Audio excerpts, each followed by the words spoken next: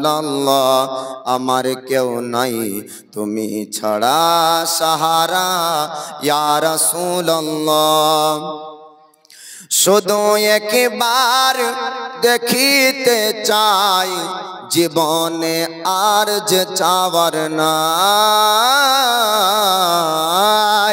শুধু একবার দেখিতে চাই জীবনে আর যে চাওয়ার নাই তুমি এই অসহায়েরি তুমি এই অসহায়েরি সহায় ইয়া রাসূলুল্লাহ আমার কেউ নাই তুমি ছাড়া সাহারা ইয়া রাসূলুল্লাহ বিরাগে দিল পড়ে ছারখার যে আমার ইয়া রাসূলুল্লাহ আমার কেউ নাই তুমি ছাড়া সাহারা ইয়া রাসূলুল্লাহ বিরাগে দিল বেকার জান গোলামের জং ধরায়ে প্রাণ বিরাগে দিল বেকার জান গোলামের জং ধরায়ে প্রাণ ওয়ারাফানা লাকা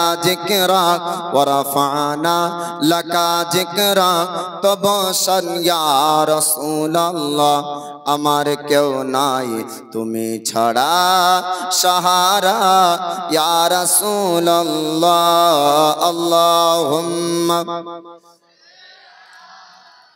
সাইয়্যিদিনা মাওলানা মুহাম্মদ ওয়া আলা আলি সাইয়্যিদিনা মাওলানা মুহাম্মদ সাল্লি আলা মুহাম্মাদিন हरदम ज़बान से निकालो पाक नाम मोहम्मद हरदम ज़बान सफ़ी आना मोहम्मद सल्लल्लाहु ताला अलैहि वसल्लम अल्हम्दुलिल्लाह जबतिया तारीफ व प्रशंसा से महान अल्लाह जे महान अल्लाह पाक समस्त मखलुकात के सृष्टि करे मानव जाति के अशराफुल मखलुकात करे सृष्टि करेছেন से महान अल्लाहर शुक्रिया आदाय करी सकले पड़ुन अल्हम्दुलिल्लाह तिनार परे परे अगणित दरुद व सालामेर शांति धारा बर्षित होक अर्पित होक नाजिल होक अवतीर्ण होक दयार नबी मायार नबीर उपरे सकले पड़ुन अल्लाहुम्मा आमीन कुराने पाक থেকে आयात तिलावत করেছি আল্লাহ তাবারাক ওয়া তাআলা তিনি বলেন वला तकुलु लिमन युक्तलु फी सबीलिल्लाहि अमवात बल अहयाउम वलाकिन ला तशउरुन महान अल्लाह पाक बोलें যারা আমার রাস্তায় শহীদ হয় তাদেরকে তোমরা মুর্দা বলো না তারা জিন্দা তারা জীবিত কিন্তু তোমাদের কাছে খবর নাই जंगे কারবালা जंगे উহুদ जंगे খন্দক जंगे হুনায়ন जंगे মুতা जंगे বদর যত জঙ্গে শহীদ হয়েছেন তারা সকলেই জীবিত আছেন মহান আল্লাহ পাক বললেন যারা শহীদ তারা জীবিত জীবিত তো কেমন অবস্থাতে জীবিত আছেন এক ধরনের জীবিত আমরা ঘুমন্ত অবস্থাতে থাকি যদিও বা ঘুম এক ধরনের মওত তারপরেও একটি মানুষ ঘুমন্ত অবস্থায় জীবিত থাকে महान अल्लाह पाक तिनी बोलें शहीदगण कौन अवस्थाते जीवित अल्लाह पाक बोलें वला तहसबन्नल्लाज़ीना कुतिलू फी सबीलिल्लाहि अमवातन बल अहयाउ इंदा रब्बिहिम इरजा अल्लाह पाक तिनी बोलें যারা আমার রাস্তায় শহীদ হয় তাদেরকে তোমরা মুর্দার সন্দেহ করো না তারা জিন্দা তারা জীবিত এবং আমি আল্লাহ তাদের কবরে রুজি খাবার পৌঁছে দিই বলেন সুবহানাল্লাহ শহীদগণকে আল্লাহ পাক আপন কবরে খাবার পৌঁছিয়ে দেন তো খাবার ওই ব্যক্তি খেতে পারেন যে ব্যক্তি জিন্দাও থাকবে এবং জেগেও থাকবেন বলেন সুবহানাল্লাহ তো শহীদগণ জীবিত ওই রকম ভাবে আছেন যেমন উনি জেগে আছেন খেতে পারেন খাবার শক্তি তারই মধ্যে থাকে যে ব্যক্তি জিন্দাও থাকেন এবং জেগেও থাকেন তো শহীদগণ আপন কবরে মহান আল্লাহ পাকের কাছে রুজি পান শহীদ যার জন্য রাসূলে পাকের মহাব্বতে যারা শহীদ হয়েছেন তাদেরকে বলছেন আমি আল্লাহ খাবার দিই কবরে। ও নবীকে যদি কোনো ব্যক্তি কোনো আলিম যদি বলে নবী মরে মাটির সঙ্গে মিশে গিয়েছে, বলে নাউজুবিল্লাহ, ওর কথা মানা যাবে? ও দাড়িওয়ালা টুপিওয়ালা জুব্বা পড়া আপনার দাড়িওয়ালা ব্যক্তিও যদি হয় আর বড় ধরনের যদি ইন্টারন্যাশনাল ভাইরাল যদি বক্তা হয় তবু ওর কথা মানা যাবে না। আমার দয়ার নবী মায়ার নবী তিনি জিন্দা নবী হায়াতুন নবী, ইলমে গায়েব আতাই আল্লাহ পাক তিনাকে গায়েবের ক্ষমতা শক্তি পাওয়ার দান করেছিলেন। আজকের আলোচ্য বিষয় হলো পাক পাঞ্জাতনের ঘটনা বলবো, বিলখুসুস খাস করে সৈয়দনা ইমামে হোসাইনের শহীদের ঘটনা আপনাদেরকে শোনাবো ইনশাআল্লাহুল আজিজ। এই মুহররম মাসে 10 তারিখে ইমামে হোসাইন কারবালার জমিনে তিনি শহীদ হয়েছেন। বর্তমান সময়ে কিছু সুন্নি ছদ্মবেশে সুন্নির লেবাসে সুন্নিদের মধ্যে মিলঝুলে থাকা ব্যক্তিদের মধ্যে কিছু সংখ্যক ওয়াবুজ ব্যক্তিকে পাওয়া যায় যারা শিয়াদের কাজ করে এই মুহররম মাসে। শিয়াদের কাজ তাদের মধ্যে দেখা যায় আগুন মাতম করা, খঞ্জর মারা, তরবারি চালানো, লাঠি খেলা, এই সমস্ত কাজগুলি আজ যদিও বা পরিমাণ কম, আগামী ভবিষ্যতে যেন এ ভাইরাস আমাদের কাছে না চলে আসে। আদৌ অরিজিনাল যদি শিয়াদের আকীদা এরা জানতো তাহলে শিয়াদের ওই কাজগুলো তারা করতো না। শিয়াদের আকীদার মধ্যে মূল ওদের আকীদা হলো হযরত আমিরে মুআবিয়াকে তারা সাহাবী মানে না। এ হযরত আমিরে মুআবিয়াকে তারা বলে আমিরে মুআবিয়া জান্নাতি না, বলে নাউজুবিল্লাহ। কেন? আমিরে মুআবিয়া যদি জান্নাতি হয়, হযরত আলী শেরে খোদা মুশকিল কুসার পক্ষ থেকে যেই সমস্ত ব্যক্তিরা আমিরে মুআবিয়ার সঙ্গে যুদ্ধ করেছিলেন তাদেরকে আমিরে মুআবিয়া শহীদ করেছিল, কতল করেছিল, তাহলে মুমিনদেরকে কতল করার জন্য ও জান্নাতি হতে পারবে না। আলী শেরে খোদা ও আমিরে মুআবিয়ার মধ্যে খাতায় ইজতিহাদি একটি যুদ্ধ হয়েছিল। ওখান থেকে আলোচনা করে আপনাদেরকে শোনাবো কারবালার ঘটনা।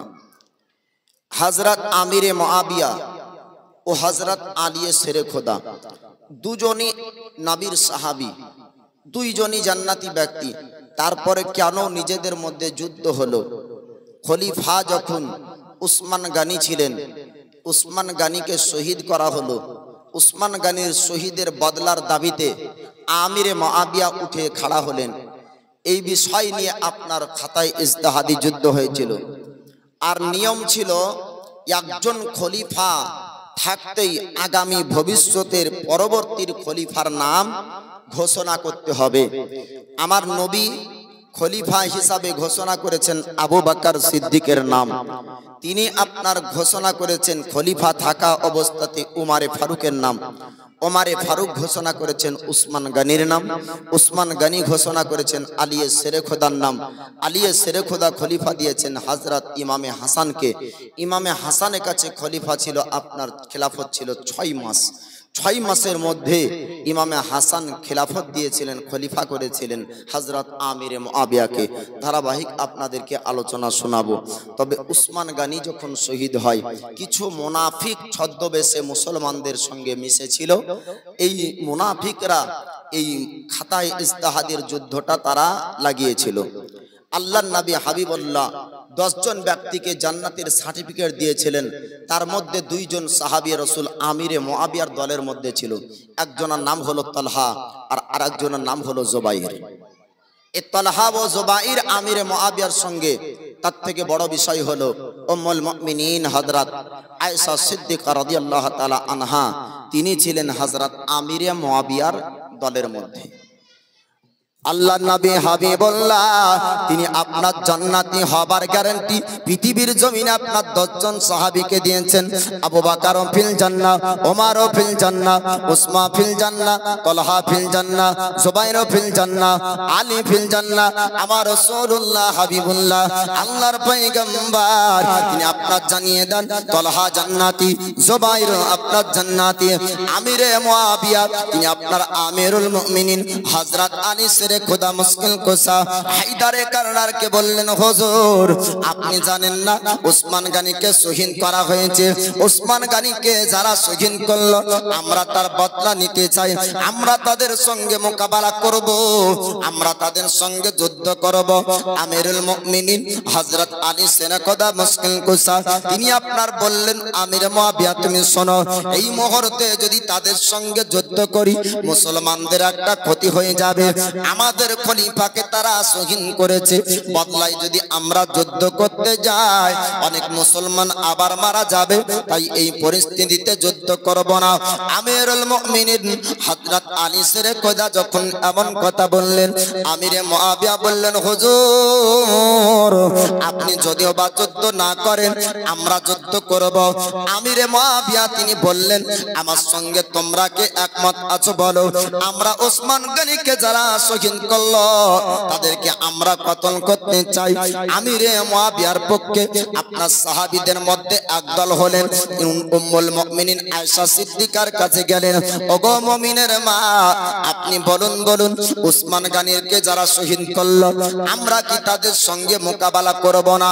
উম্মুল মুমিনিন আয়েশা সিদ্দিকা তিনি বললেন আমিরে মুআবিয়া তুমি শোনো যুদ্ধ করতে হবে, কতলের বদলায় কতল করতে হবে, তুমি একটি দল তৈরি করো আমি তোমার সঙ্গে আছি। আমিরে মুআবিয়ার সঙ্গে উম্মুল মুমিনিন আয়েশা সিদ্দিকা জোরে বলুন সুবহানাল্লাহ। যে সমস্ত শিয়া ব্যক্তিরা বলে যে আমিরে মুআবিয়া সাহাবী না, কেননা আমিরে মুআবিয়া আলীর সঙ্গে যুদ্ধ করেছিল, এই যুদ্ধটা নিজেদের মধ্যে ভুল বুঝাবুঝিতে হয়েছিল, পরক্ষণে আপনার মীমাংসা হয়েছিল।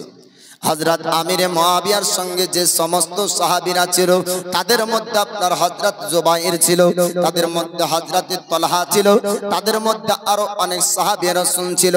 এবারে একটি দল আমিরে মুআবিয়ার সঙ্গে আমিরুল মুমিনিন খলিফাত আপনার হযরত আলী সেরে খোদা আছেন, তার জন্য সাহাবীদের মধ্যে আলী সেরে খোদার সঙ্গে আপনার বেশি সাহাবীর সংখ্যা ছিল। আপনার আমিরুল মুমিনিন আলী খলিফা যেহেতু খলিফার কথা মোতাবেক যুদ্ধ হবে, খলিফা যদি অনুমতি না দেয় তবে যুদ্ধ শুরু হবে না, খলিফার অর্ডার ছাড়া আমরা যুদ্ধ করব না, এমন কথা বলে সাহাবীরা আপনার দল আপনার হয়ে গেল।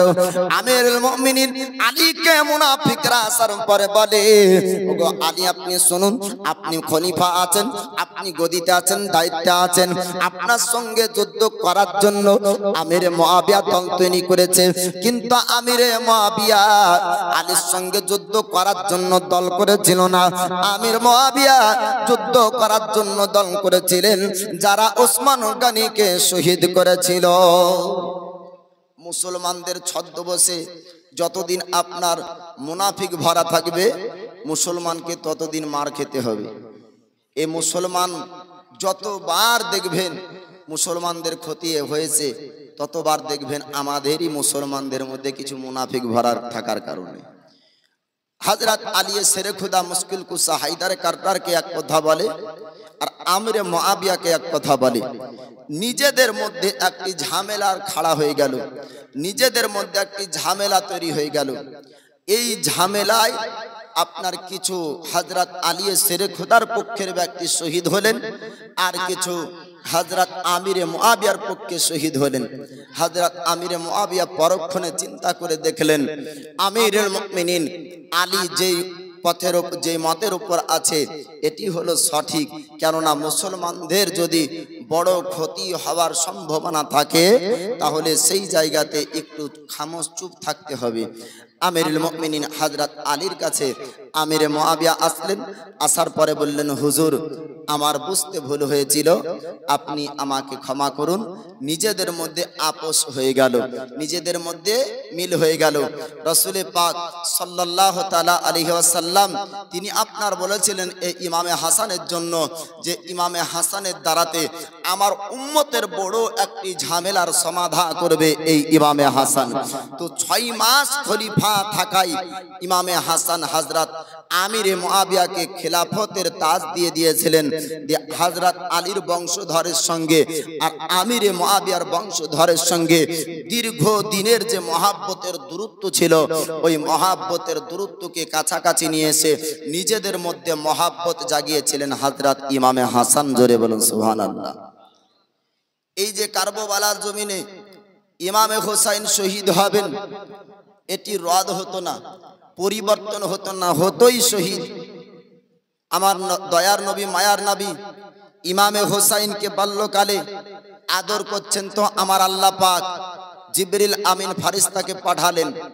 জিবরিল আমিন আসলেন, আসার পরে নবীকে বললেন, হুজুর আপনি যে নাবাসাকে নিয়ে আদর করেন, আপনার নাবাসাকে শহীদ হতে হবে দ্বীন ইসলামকে জিন্দা রাখার জন্য, হককে জিন্দা জীবিত রাখার জন্য আপনার নাবাসা শহীদ হবে। তো সেই দিনে নবী জানতেন, দয়ার নবী মায়ার নবী জিবরিল ফারিস্তাকে বললেন, ওগো জিবরিল আমি ও জায়গাটা দেখতে চাই যে জায়গাতে আমার নাবাসা শহীদ হবে। একটু সংক্ষিপ্ত করে বাল্যকালের কথা বলে শহীদের ঘটনা শোনাবো।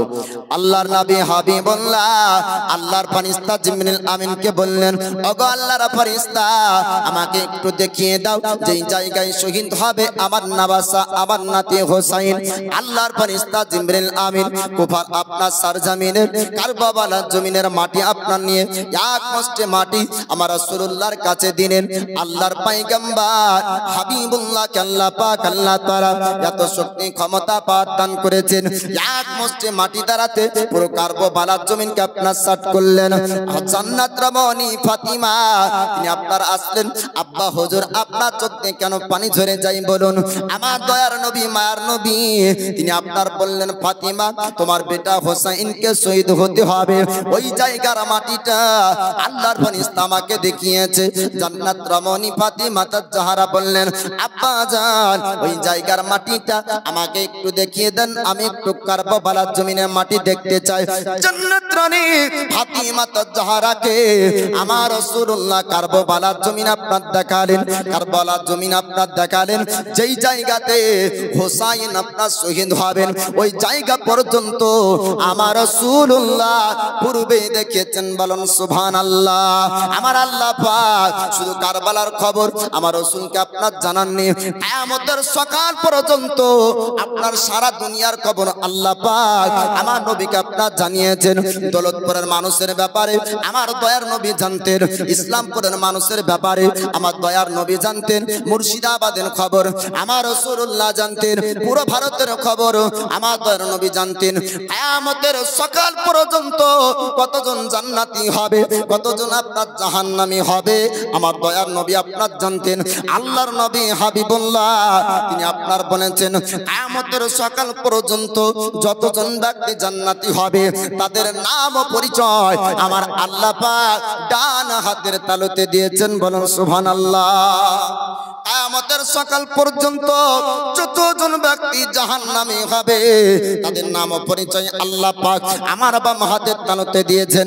বোঝা গেল আপনার জান্নাতীদের নাম আমার রাসূলুল্লাহর কাছে ছিল, জাহান্নামীদেরও নাম আমার রাসূলুল্লাহর কাছে ছিল। সারা পৃথিবীর মানুষের খবর আমার দয়ার মুস্তাফার কাছে। ও দয়ার নবী বললেন, ফাতিমা এই জায়গায় তোমার বেটা শহীদ হবে। জান্নাত রমণী ফাতিমা তাজহারা বললেন, আব্বা জান এই জায়গাটা আমি সুন্দর করে আসর রাত্রিতে পরিষ্কার করে রাখবো, আমার বেটার শরীরে যেন কোনো ময়লা না লাগে। জান্নাত রমণী ফাতেমা দেখলেন, এবার মার আপনার কলিজা চোখ দিয়ে পানি ঝরে, জিজ্ঞেস করে, আব্বা হুজুর হুজুর একটু আপনি বলুন ওই দিনে আপনি কি থাকবেন? বলে না আমি থাকবো না। বলে তার পিতা আলী শের খোদা কি থাকবে? বলে পিতা আলী শের খোদা থাকবে না। বলে আমি কি থাকবো? বলে তুমিও থাকবে না, তার ভাই হাসান পর্যন্ত থাকবে না। আল্লাহ নবী হাবিবুল্লাহ পূর্ণ ঘটনা আপনার জানিয়ে দিলেন। ওই সময়তে রাসূলুল্লাহ হাবিবুল্লাহ সাহাবীদেরকে আপনারা একত্রিত ভাবে ডাকলেন, ও আমার সাহাবীরা তোমরা শোনো শোনো, আল্লাহ পাক আল্লাহ তাআলা আমাকে জানিয়েছে আমার নবাসা হোসাইন ইসলামের জন্য একদিন শহীদ হবে। ওই সময়তে তোমাদের মধ্যে কোন ব্যক্তি যদি আমার হোসাইনের সঙ্গে থাকো, তবে হোসাইনের সঙ্গে তোমরাও সাথ দিবে, তোমরাও হোসাইনের সঙ্গে থাকবে। খবরদার খবরদার, তোমাদের মধ্যে কেউ যেন হোসাইনের সাথ ছাড়বে না। একজন সাহাবী রাসূল কারবালার জমিনে শহীদ হয়েছিলেন, তার নাম হলো হারিস। কি নাম বললাম? পাপী হারিসের কথা তো শুনেছেন। ইমাম মুসলিমের দুই সন্তানকে হারিস পাপী ধরলো, ধরে ইবনে জিয়াদ গভর্নরের কাছে নিয়ে গেল। আর নবীর একজন সাহাবীর নাম ছিল আপনার হযরতে হারিস। এই হযরতে হারিস নামক এই সাহাবী জঙ্গে কারবালার জমিনে আপনার শহীদ হয়েছিলেন। এই হারিস ওই মজলিসে ছিলেন যে মজলিসে রাসূলুল্লাহ বলেছিলেন, আল্লাহর নবী বলেছিলেন যে আমার নবাসা হোসাইন শহীদ হবে, আর তোমাদের মধ্যে যদি কেউ থাকো ওই সময়তে হোসাইনের সাথ তোমরা দিবে। ও মজলিসের বক্তব্য আপনার হযরতে হারিস শুনেছিলেন। তো দয়ার নবী মায়ার নবী তিনি সাহাবীদেরকে জানালেন, আহলে বায়াতে রাসূল নবীর বংশের মানুষদেরকে জানালেন যে হোসাইন একদিন শহীদ হবেন। রাত্রি বেলায় নবী ঘুমিয়ে আছেন, আরাম করছেন। হঠাৎ দয়ার নবীর কান্নার আওয়াজ উম্মে সালমা শুনতে পেলেন। আল্লাহ নবী হাবিবুল্লাহকে আপনার জানিয়ে দেন। উম্মে সালমা বলে, হুজুর আপনার চোখ দিয়ে পানি কেন ঝরে? আপনি কেন কান্না করেন? আমার দয়ার নবী বললেন, উম্মে সালমা শোনো শোনো, আমি রাত্রি বেলায় কান্না করি। আল্লাহর ফেরেশতা আমার কাছে আসলো, আসার পরে বলল, হুজুর আপনার নবাসাকে শহীদ করা হবে, আপনার নবাসা শহীদ হবে। শহীদের কথা আমাকে শোনালো, এর জন্য আমার চোখ দিয়ে পানি ঝরে যায়। আল্লাহর নবী হাবিবুল্লাহ উম্মতের দরদি নবী আপনার বললেন, ওগো সালমা শোনো শোনো, আমার হাতে এক মুষ্টি মাটি আল্লাহর ফেরেশতা আনলো, আনার পরে আমার হাতে দেখিয়ে দিল। আমি এই মাটি দ্বারাতে আমার নবাসা হোসাইনের শহীদের জায়গা পর্যন্ত দেখলাম। এই মাটিটা তুমি হেফাজতে রাখো। এই মাটির রং যেদিন লাল হবে আমার হোসাইন সেদিন শহীদ হবে। আল্লাহ নবী হাবিবুল্লাহ হাসান ও হোসাইনকে আপনার এত ভালোবাসতেন যে এক কাঁধে হাসানকে নিতেন, অপর কাঁধে আপনার হোসাইনকে নিতেন। ঈদ ময়দানে আপনার বাচ্চারা যেত ঘোড়ার পিঠে, বাচ্চারা যেত আপনার উটের পিঠে, হাসান হোসাইন যেতেন দয়ার নবী মুস্তাফার পিঠে। অন্য বাচ্চারা যেত সাওয়ারির পিঠে চড়ে, আর হাসান ও হোসাইন যেতেন কিসে? দয়ার নবীর কাঁধে চড়ে। এবার ইমামে হোসাইন আর হাসানের প্রশংসা করতে করতে এমন জায়গাতে ভিড়িয়েছে যে নবী নামাজ পড়তেন তো ঘোড়ার পিঠে চড়বি তো আই বলে চড়ে যেত, এটা ভুল কথা। ইমাম হাসান হোসাইনের প্রশংসা করতে গিয়ে নবীকে ঘোড়া বলা এটা হারাম, চলবে না। নবীর জন্য ওই শব্দ ব্যবহার করতে হবে যে শব্দে নবীর শান ছোট হবে না। এটা ঘোড়ার মতন না, এমনি নাতিকে আদরে কাঁধে তুলতেন, ঘোড়া হয়ে কাঁধে তুলতেন না। ঘোড়া হয়ে কেন কাঁধে তুলবেন নবী? এমনি কাঁধে উঠাতেন, কাঁধে করে নিতেন। নামাজের অবস্থাতে হাসান হোসাইন খেলতেন, কাঁধে উঠে যেতেন, নামাজ লম্বা করে দিতেন, সাজদার তসবিহ বাড়িয়ে দিতেন, সব ঠিক আছে। কিন্তু নবী ঘোড়া হয়ে যেতেন হাসান হোসাইনের জন্য, এগুলা ঠিক নাই। তো দয়ার নবী মায়ার নবী হাসান ও হোসাইনকে এত ভালোবাসতেন, কিয়ামতের সকাল পর্যন্ত দুনিয়ার বুকে কারো মধ্যে এই রকম রূপ চেহারা দেওয়া হবে না যে রূপ মহান আল্লাহ আমার দয়ার মুস্তাফাকে দিয়েছেন, বলেন সুবহানাল্লাহ। আর হাসান ও হোসাইনের মধ্যে আমার দয়ার নবীর রূপ দান করা হয়েছে। অর্ধেকটা আপনার হাসানের মধ্যে আর অর্ধেকটা হোসাইনের মধ্যে। হাসান আর হোসাইনের দুজনের চেহারাকে যদি এক করা হয় তো আমার দয়ার নবীর চেহারা আল্লাহ পাক দান করেছিলেন। বাকি কিয়ামতের সকাল পর্যন্ত নবীর সুরাত, নবীর চেহারা আর কাউকে আপনার দেওয়া হবে না। দয়ার নবী মায়ার নবী বলেন যে হোসাইনকে মহাব্বত করলো ও যেন রসুল আমাকেই মহব্বত করলো, বলুন সুবহানাল্লাহ। এই হাসান হোসাইন সম্পর্কে অনেক ওয়াকিয়া, অনেক ঘটনা আছে। জান্নাত রামণী ফাতিমা জাহরা তিনি কেমন ব্যক্তি ছিলেন? আজকালকার মা ও বোনেরা তারা বাচ্চাদেরকে ঘুম দেয় তো গীত শুনিয়ে শুনিয়ে ঘুম দেয়। বর্তমান সময়ে আপনার মোবাইল উঠেছে, মোবাইলে গান শুনিয়ে শুনিয়ে ঘুম দেয়। কার্টুন না দেখলে বাচ্চা খায় না। আর সাইয়্যিদুনা ইমামে হাসান ও ইমামে হোসাইনকে ঘুম দিতেন ফাতিমা জাহরা আল্লাহর কোরআন পড়ে, জোরে বলুন সুবহানাল্লাহ। জবানে কোরআন তেলাওয়াত করতেন আর পিঠ দিয়ে আপনার দোলনা দোলাতেন, হাত দিয়ে ময়দা শানতেন। তার নাম হলো ফাতিমা জাহরা। এই ফাতিমার কাছ থেকে কোরআনের শিক্ষা পেয়েছেন ইমামে হাসান ও হোসাইন। দুনিয়ার বুকে প্রথম আপনার বাচ্চার মাস্টার হলো কে? বাপ মা। কে? বাপ মা। বলি যখন ফুটে ভাষা শিখায় প্রথমে মা। যদি ভারতের বাচ্চা হয় তো আমাদের দেশের ভাষা শিখবে, আমেরিকার বাচ্চা যদি হয় তো বাংলা শিখবে না ইংরেজি শিখবে, তাই না?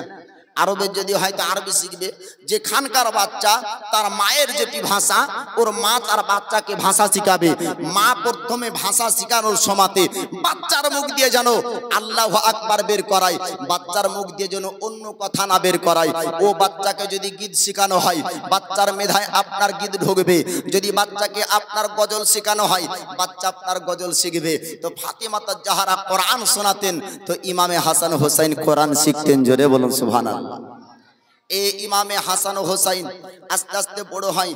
এক রাত্রিতে আপনার জীবনী শেষ করা অসম্ভব। হযরতে আলী শেরে খোদা মুশকিল কুশা হায়দার কাররার কাঠুরি ছিলেন।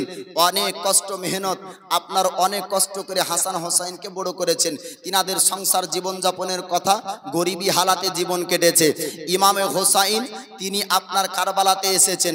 যুদ্ধের ঘটনার আসল কারণটা কি হয়তো অনেকে জানেন, হয়তো অনেকে জানেন না। যে এমনি কোনো বেধর্মী হিন্দু খ্রিস্টান বৌদ্ধ অন্য কোন ধর্মের সঙ্গে যুদ্ধ ছিল না, কারবালার যুদ্ধ। কারবালার যুদ্ধ ছিল নবীর উম্মতের সঙ্গে। কারবালার যুদ্ধ কার সঙ্গে? কার সঙ্গে? নবীর উম্মতের সঙ্গে, আল্লাহর বান্দাদের সঙ্গে, নামাজির সঙ্গে, কোরআন পড়া ব্যক্তিদের সঙ্গে, দাড়ি রাখা ব্যক্তিদের সঙ্গে, পাঞ্জাবি ও টুপি পরা ব্যক্তিদের সঙ্গে।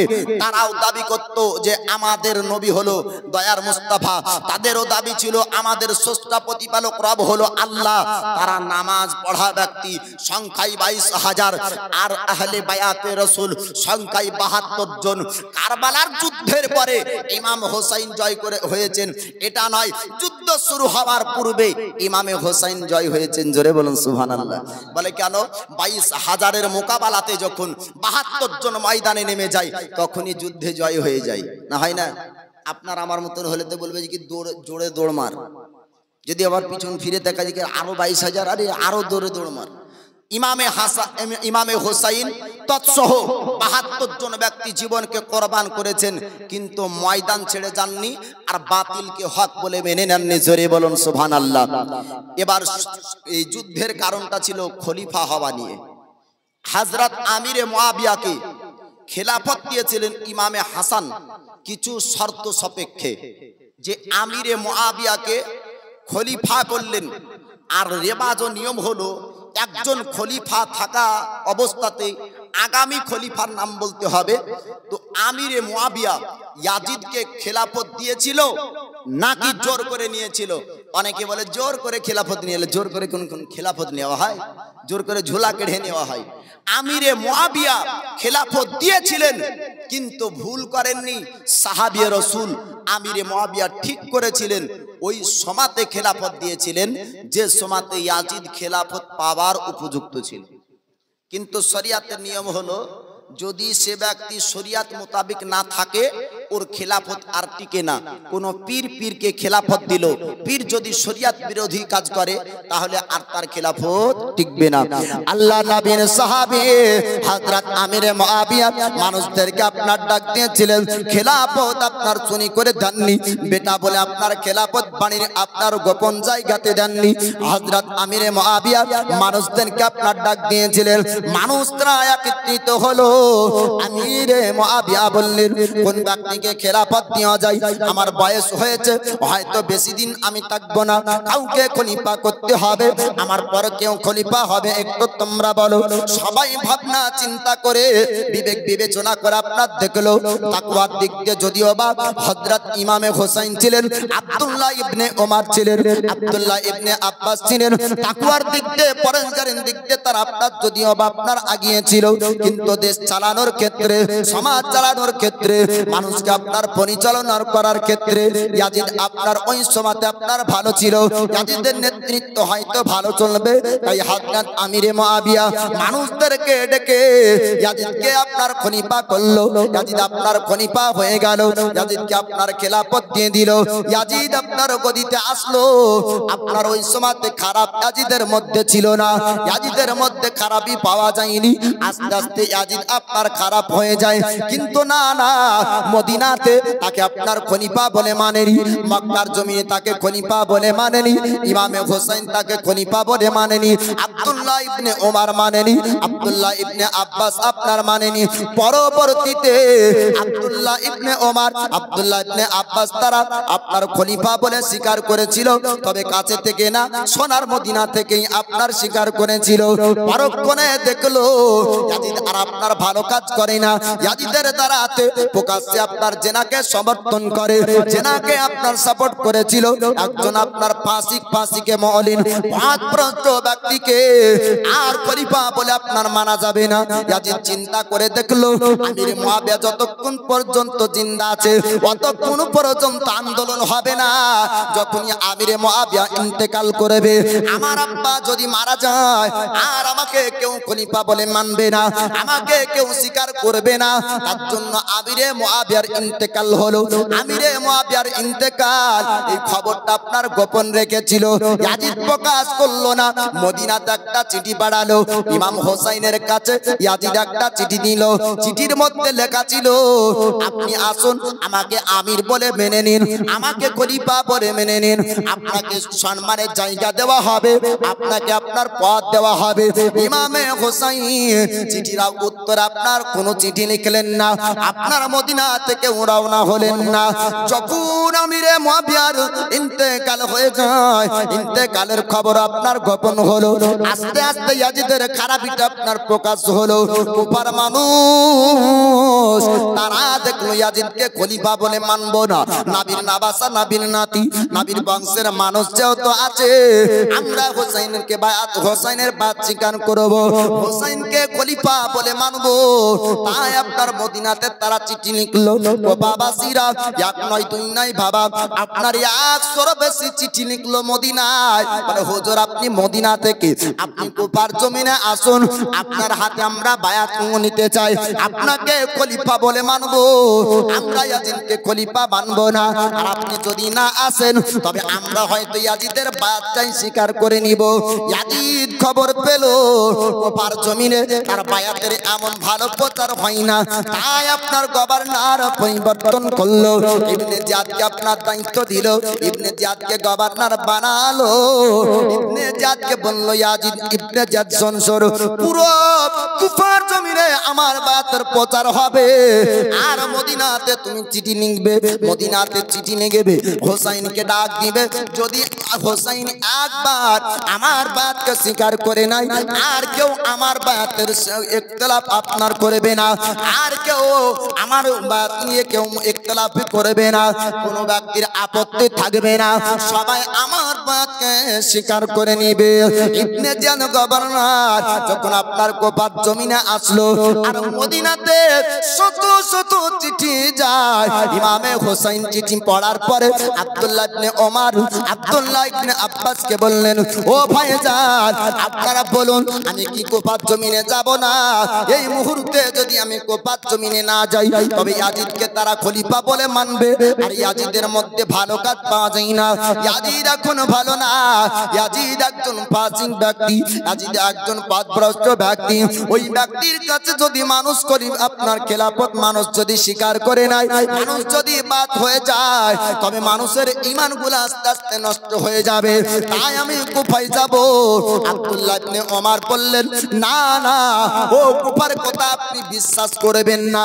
যে কুফাবাসীরা ধোঁকা দিয়ে আপনার আব্বাকে মসজিদের ভিতরে মেরেছিল, ও কুফাবাসী কখনো সত্য বলে না।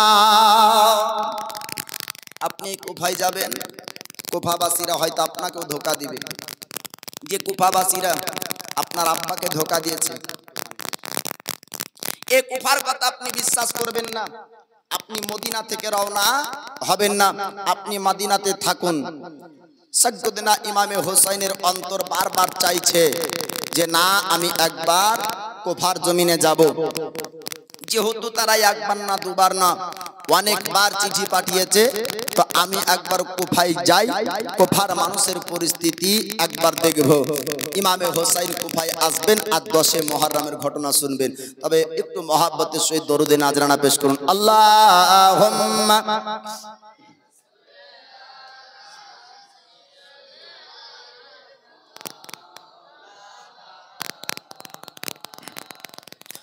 ওয়ালা আলি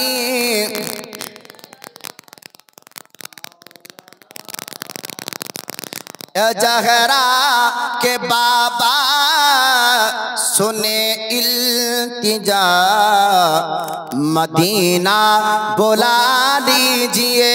मोहब्बत बोलो सुभान अल्लाह। कहीं मरे न जाए, कहीं मरे न जाए गुलाम आपका, मदीना बुला लीजिए। जहरा के बाबा सुने इल्तिजा, मदीना बुला लीजिए।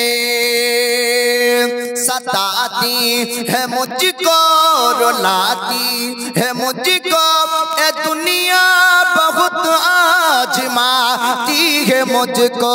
सताती है मुझको, रुलाती है मुझको ए दुनिया, बहुत आजमाती है मुझको। हो दुनिया की बातों से टूटा हुआ, मदीना बुला लीजिए। आका आका कहीं मर न जाए गुलाम आपका, मदीना बुला लीजिए। जहरा के बाबा सुने इल्तिजा, मदीना बुला लीजिए।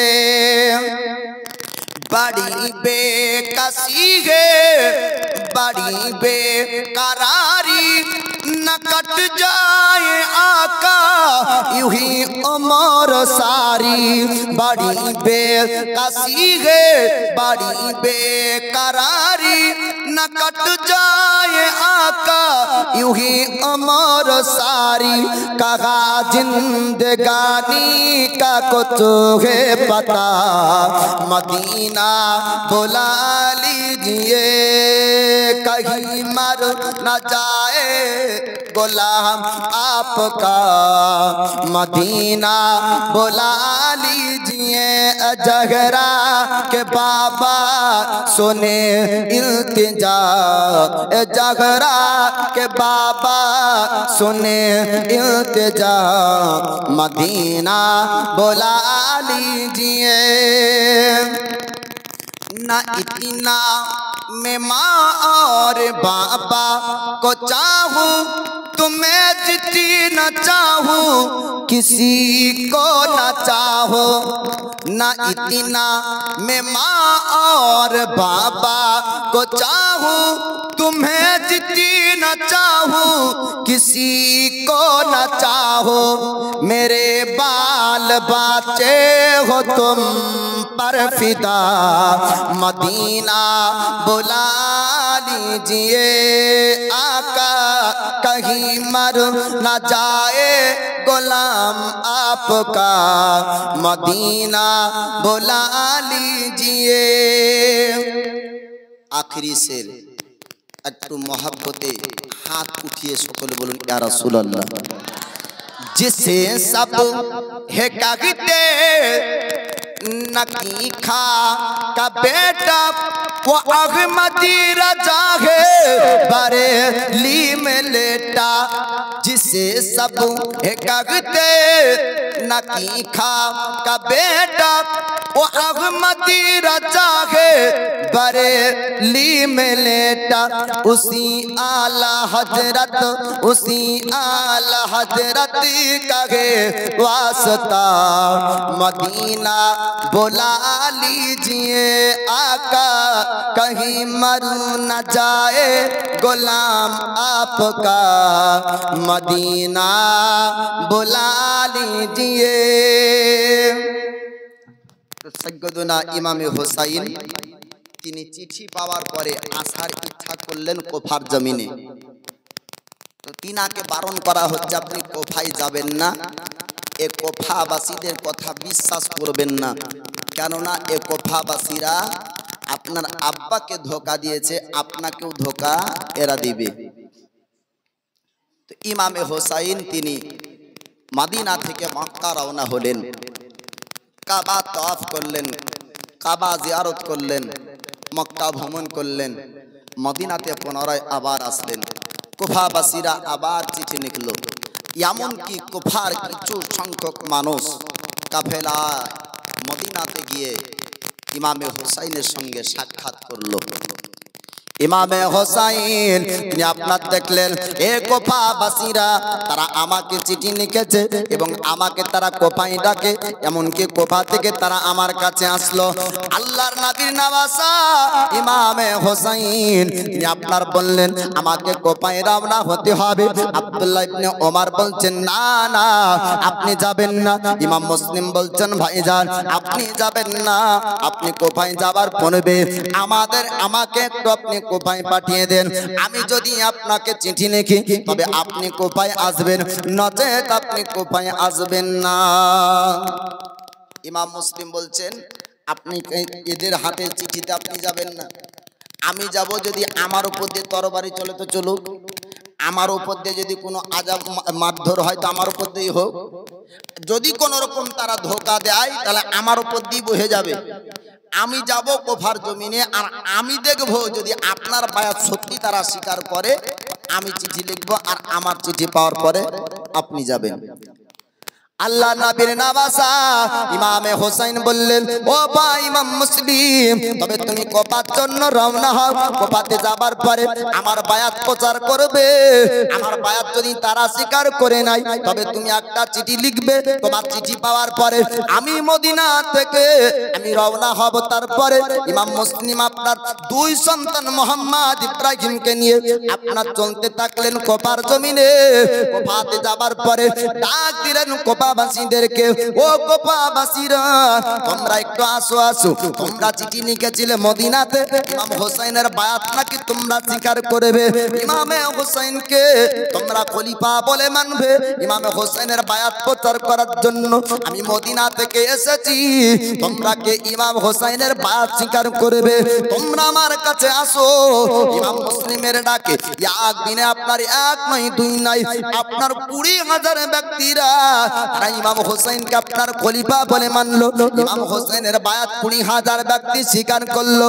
ইমামে মুসলিম মদিনাতে আপনার চিঠি পাঠালো, চিঠির মধ্যে লেখা ছিল ও ভাইজান হুজুর আপনি কোফায় আসুন, কোফাবাসীরা আপনাকে ধোঁকা দেয়নি, এই কোফার মানুষরা সত্যি আপনার হাতে বায়াত নিতে চাই, আপনাকে খলিফা বলে মানতে চাই, আপনার কথা শুনতে চাই, আপনার কাছে জানতে চাই, আপনার কাছে শিখতে চাই, আপনার পরামর্শে চলতে চায়, আপনার কথা মোতাবেক চলতে চায়।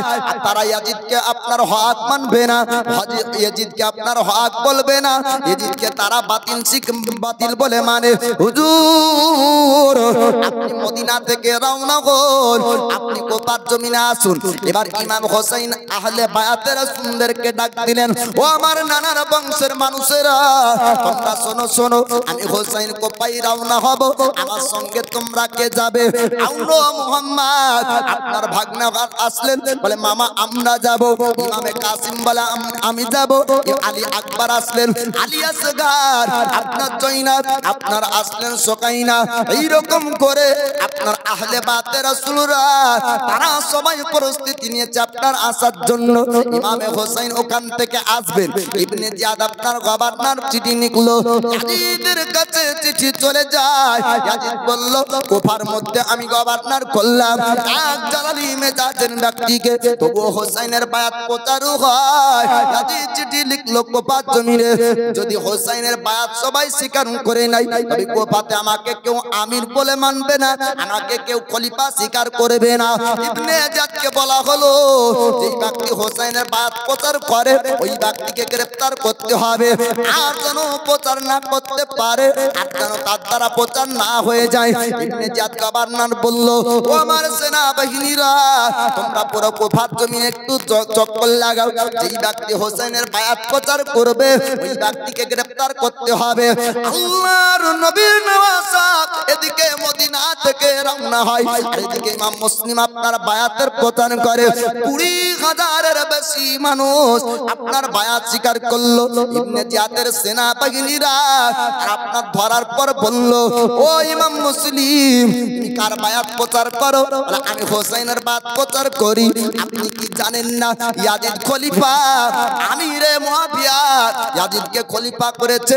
আপনি কি নিয়ম রেওয়াজ জানেন না? একজন খলিফা যাকে খেলাফ খলিফা করবে ওই ব্যক্তিকে খলিফা বলে মানতে হবে।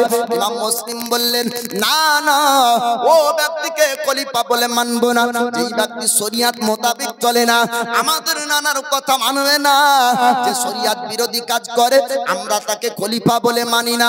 ইয়াজিদকে কখনোই কখনো আমরা আমির বলে মানতে পারবো না। ইমাম মুসলিম বলছেন, তুই যতই আমাকে বলিস না কেন নিয়ম, আমার নিয়ম জানা আছে, শরিয়ত মোতাবেক যদি না চলে তাকে আমরা আমির বলে খলিফা বলে মানব না।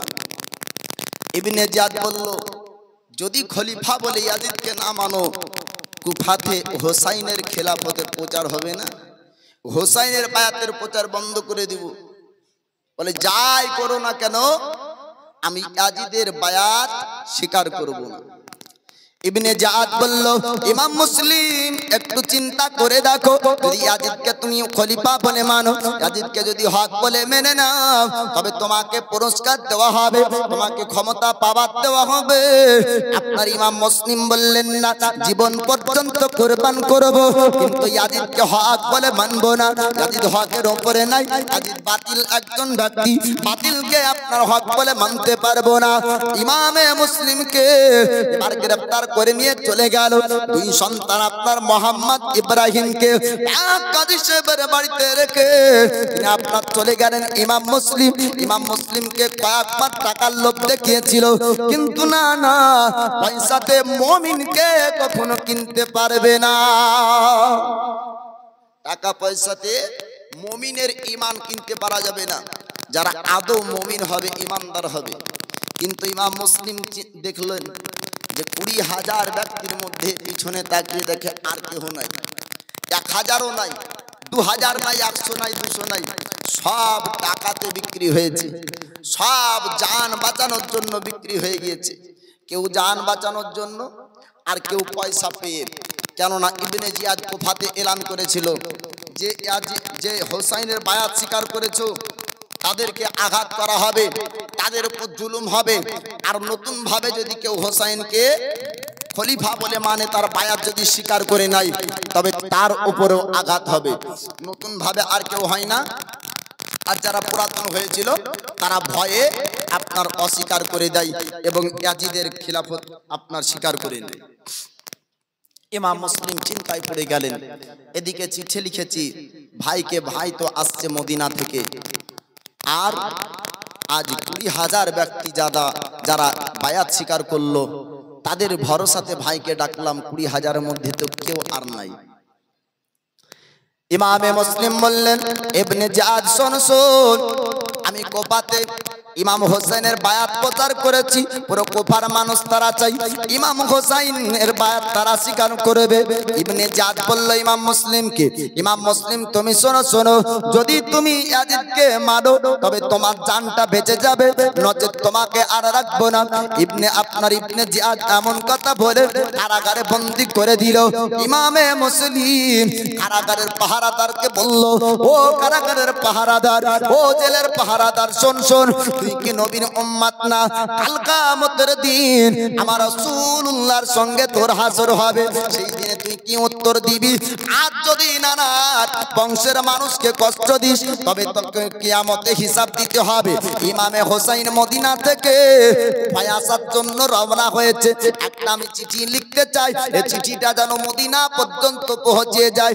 ইমামে হোসাইন আমার প্রথম চিঠি পাওয়ার পরে এই কুফায় আসার জন্য রওনা হয়েছে। আমি আর একটা চিঠি লিখবো, এই চিঠির মধ্যে তাকে বারণ করব, চিঠিটা মদিনাতে পাঠানোর ব্যবস্থা করবি। জেলখানা কারাগারের আপনার পাহারাদার বলল, ওগো ইমাম মুসলিম আপনি চিঠিটা লিখুন, আমি একটু পাঠানোর ব্যবস্থা করব। চিঠিটা আপনার জেলখানার মধ্যে লিখলেন, কারাগারের মধ্যে লিখলেন, আর চিঠির মধ্যে লেখা ছিল, হুজুর আপনি মদিনা থেকে আসবেন না, এই কুফাবাসীরা ধোঁকা দিয়েছে, এই কুফাবাসীরা পরিবর্তন হয়েছে। 20,000 ব্যক্তিরা আপনার বায়াত স্বীকার করেছিল। ইবনে জিয়াদের সেনাবাহিনীদের ভয়ে, পয়সা লোভ, টাকার লোভে তারা তাদের আপনার বায়াত ইনকার অস্বীকার করে দিয়েছে। ইয়াজিদকে তারা হক বলে মানে, আপনি এই কুফার জমিনে আসবেন না, আপনাকে তারা ধোঁকা দিবে। চিঠির মধ্যে আপনার লিখলেন এই চিঠিটা মদিনাতে পাঠাবেন। রাস্তার মধ্যে একজন ইবনে জিয়াদের সেনা ধরলো, ধরার পরে চিঠিটা আপনার মদিনা গেল না। চিঠির মধ্যে লেখা ছিল ইমাম হোসেনকে আসতে বারণ করে।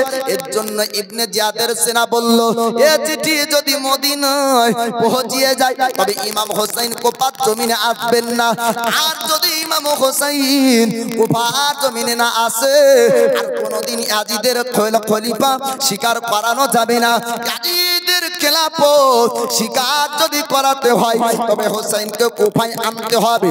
ইয়াজিদের বায়াত যদি স্বীকার করাতে হয় কুফায় হোসেনকে আনতে হবে, নচেত কোনদিন হোসেন ইয়াজিদকে খলিফা বলে মানবে না।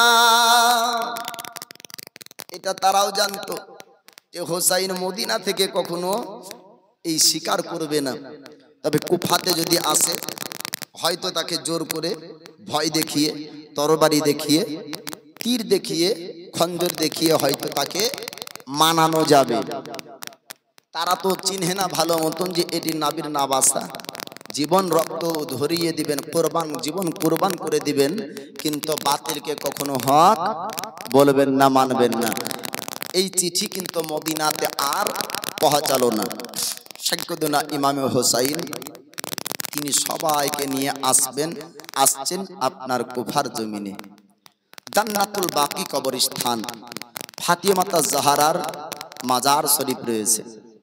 জান্নাতুল বাকি কবরস্থান জিয়ারত করে, নবীর রওজা জিয়ারত করে নানা জানের কাছ থেকে বিদায় নিয়ে আসছেন কুফার সরজমিনে।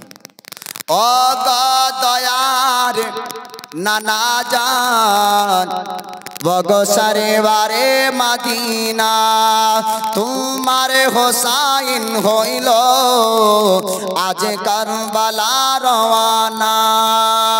ও গো দয়ার নানা জান বগসরে বারে মদিনা, तुम्हारे হোসাইন হইল আজ কারবালা রওয়ানা।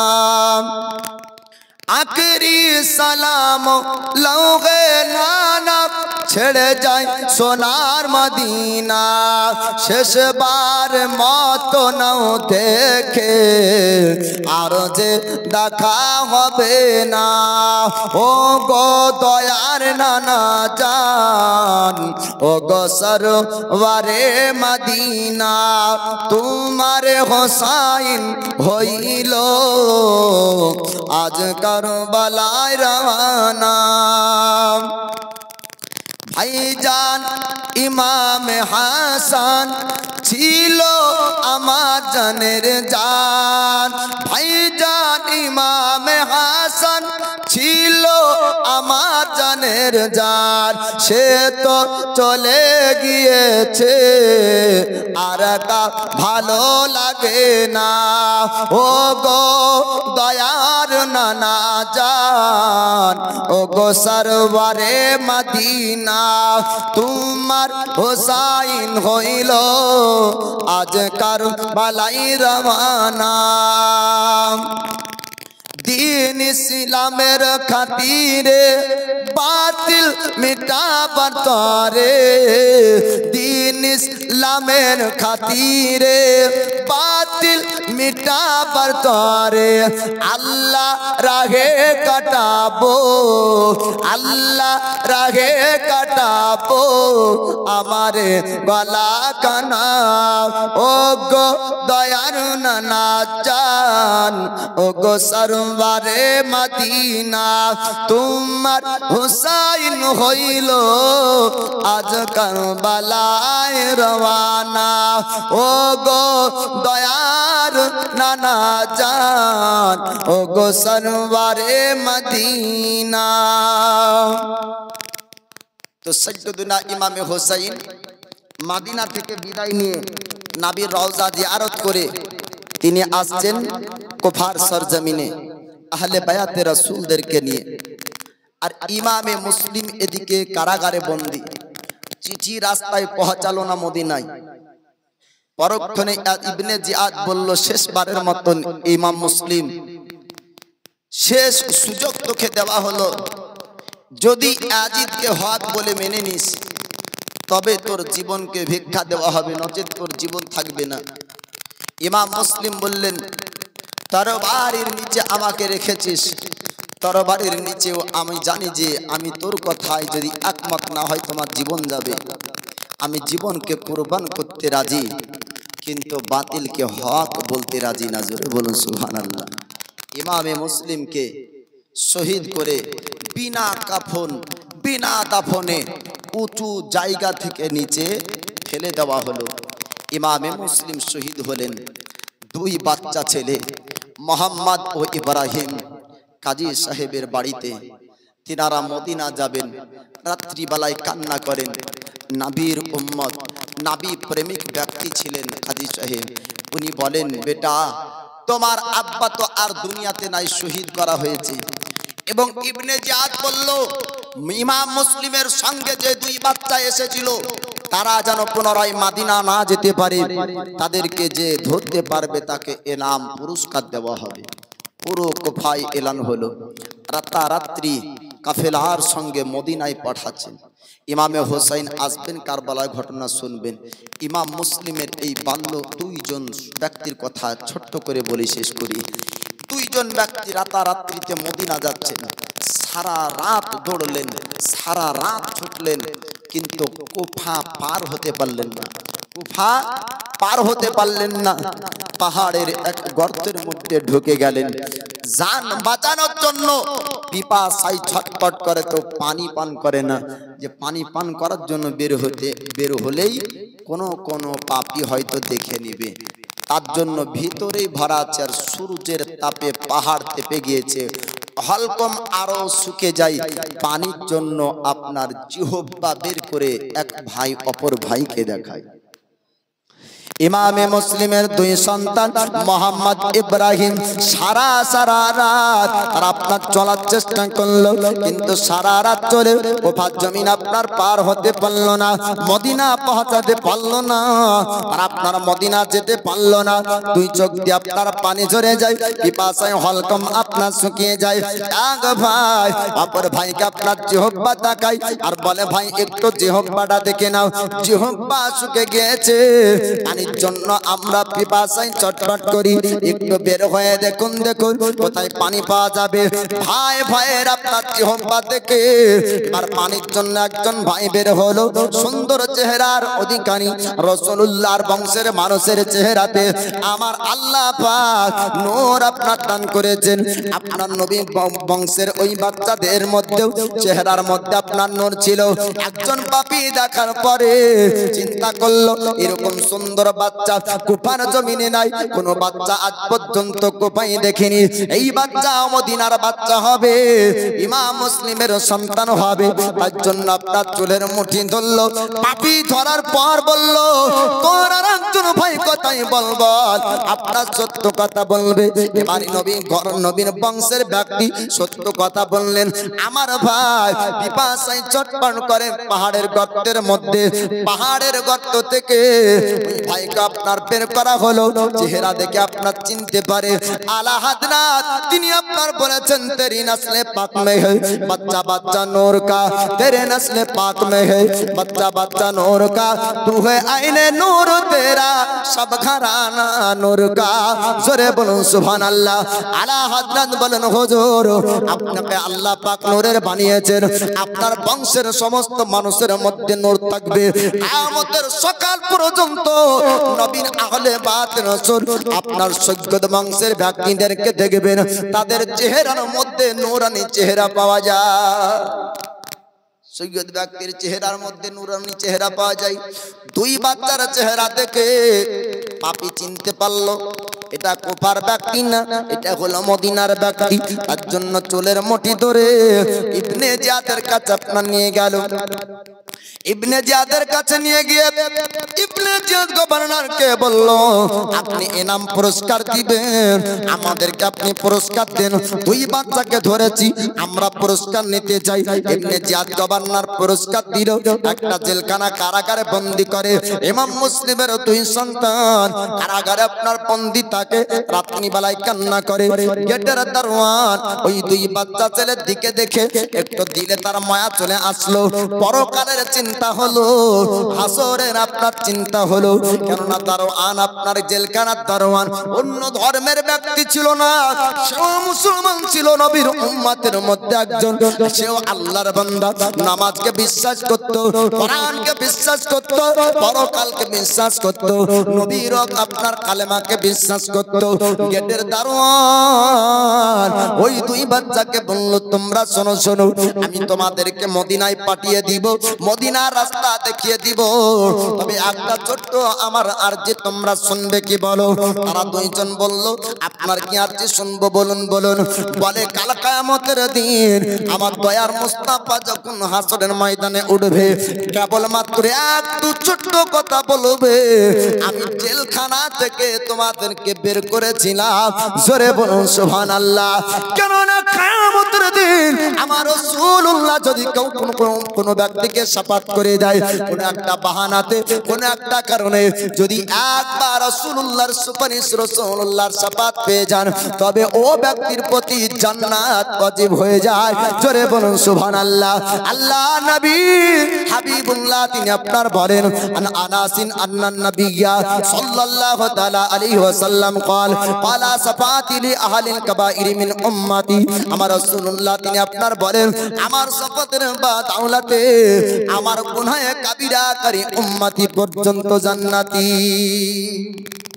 নবী বলেন আমার শফাতে আমার গুনাহে কাবিরাকারী উম্মতি পর্যন্ত জান্নাতি। আপনার জেলখানা কারাগারের দারোয়ান বলছে একটু খালি হাসরের দিনে বলবে নবীকে যে আমি তোমাদেরকে জেলখানা থেকে ছেড়েছিলাম, বাস এতটুকু খুশিতে যদি নবী শাফাআত করে দেয় আমি জান্নাত হয়ে যাব। জোরে বলুন সুবহানাল্লাহ। রাতারাত্রিতে আপনার জেলখানা থেকে বের করলেন, রাস্তা দেখিয়ে দেয় এই রাস্তা ধরে তোমরা চলো। সারা রাত যদি তোমরা চলো মদিনা রাস্তা পেয়ে যাবে। মদিনায় যদি তোমরা পৌঁছে যাওয়ার চিন্তা থাকবে না, চিন্তা থাকবে না। আপনার মদিনা রাস্তা দেখিয়ে দেয়। সারা রাত চললেন, কিন্তু গুটি গুটি পায় মোহাম্মদ আর ইব্রাহিম তিনি আপনার মদিনা রাস্তা মদিনা পৌঁছালেন না, কুফার জমিন পার হতে পারেন না। সকালবেলায় জিজ্ঞেস করেন একজন ব্যক্তিকে, জায়গার নাম কি বলুন বলুন। বলে এই জায়গার নাম কুফা। বলে আরো জানে আপনার ভয় চলে আসলো, থরথর করে শরীরটা দিন আপনার কাঁপতে লাগে। আপনার উঁচু জায়গাতে পাহাড়ের আপনার উঁচুতে উঠে যায়, নিচে একটা ইন্দারা কুয়া ছিল, ওই কুয়ার আপনার পানি ছিল সুন্দর পানি। হারিস পাপির বিবি আল্লাহর প্যারি বান্দি আপনার পানি ওঠানোর জন্য ইনারার কাছে এসেছেন, পানি উঠাতে যাবেন। সুন্দর দুই চেহারার আপনার দুইজন বালকের চেহারা, সুন্দর চেহারা পানিতে আপনার দেখতে ভাই যে এমন সুন্দর চেহারা চাঁদ 14 তারিখের চাঁদ পর্যন্ত এত সুন্দর হার মানবে, জোরে বলুন সুবহানাল্লাহ। হারিস পাপির বিবি লক্ষ্য করে দেখলেন এমন সুন্দর বাচ্চার চেহারা কোথায় থেকে ভাসে, উপরে লক্ষ্য করে দেখেন ওই দুই বাচ্চার আপনার চেহারা দেখতে পাই, দুইজন তত্তর করে কাঁপে। হারিস পাপির বিবি জিজ্ঞেস করলেন, বাবা তোমরা কোথায় থেকে এসেছো, তোমাদের নাম ও পরিচয় একটু জানিয়ে দাও।